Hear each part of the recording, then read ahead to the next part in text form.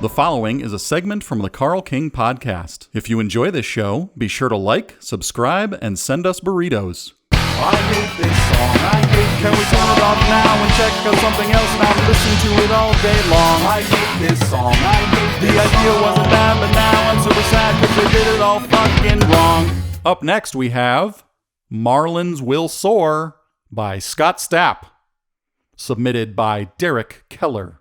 Now, did you know that Scott Stapp is the 68th greatest heavy metal vocalist of all time? Well, all I knew was that he was a Christian known for his sex tape with Kid Rock. By the way, under the name Sir Millard Mulch, I did a cover of Creed's song Higher, and there are only two places you can find it at this time. First, someone put it up on YouTube, and it's also on the original Mimicry Records pressing of How to Sell the Whole Effing Universe to Everyone, or is it Everybody, Once and For All, available in my shop. And I think it's possibly the best song on the album. Now, let's get back on topic. Marlins Will Soar is a song about Mr. Stapp's excitement about some fish. He wrote it in 2010, and strangely enough, he has a nearly identical song on his album The Great Divide called You Will Soar from 2005. But it's probably just a coincidence, as lots of artists write songs that all sound kind of similar. It was a smart move because You Will Soar can actually be adapted to be about anyone he wants. That's right. It doesn't have to be just about fish. Scott Stapp could at any time declare that you, or even I, will soar. Now or in the future. So there's plenty of soaring that can happen between now and then. This song is in the key of D major, which is a good choice of key. It's in the 6/8 time signature at about 54 BPM. And it's only a minute and a half long, but that's depending on how many times you listen to it. Over here, it came out to about 6.5 hours and a divorce. As far as the structure of the song, there's not really a verse and chorus here, so I will call it an A and a B section. The A section's progression is only 3 chords, B minor, G, and D. And that would be 6, 4, and 1. And the B section is E minor, G, and D. Folks, it looks like we have another hit song with no 5 chord.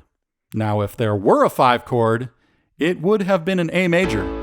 Again, had I been there during the writing, I could have helped them out with that for a fee, because I do charge a lot to add a 5 chord.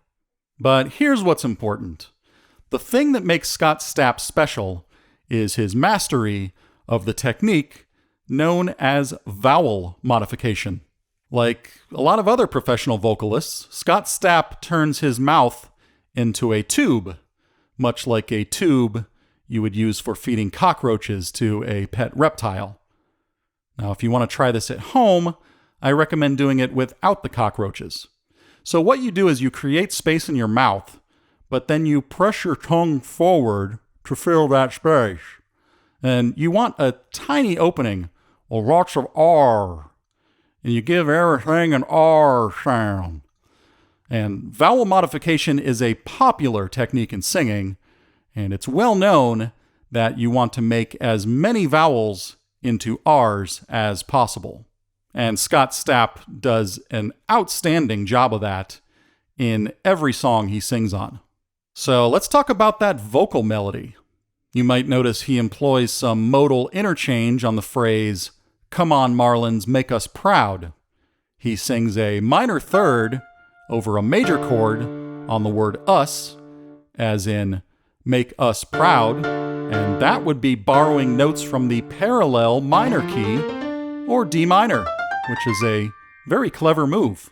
Now, here's some trivia. Did anyone here know that Scott Stapp actually had a band on Century Media with Bumblefoot called Art of Anarchy? How did that happen? They had a single called The Madness with a music video.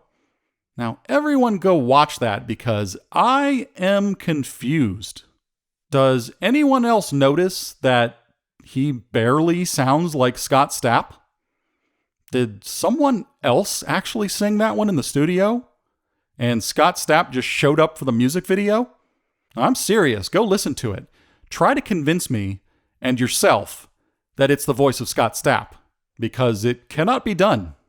I'd like to say thank you to Derek Keller for hating this song. If you enjoyed this segment from the Carl King podcast, remember, you can also listen on Apple Podcasts, Spotify, or through an old rubber hose.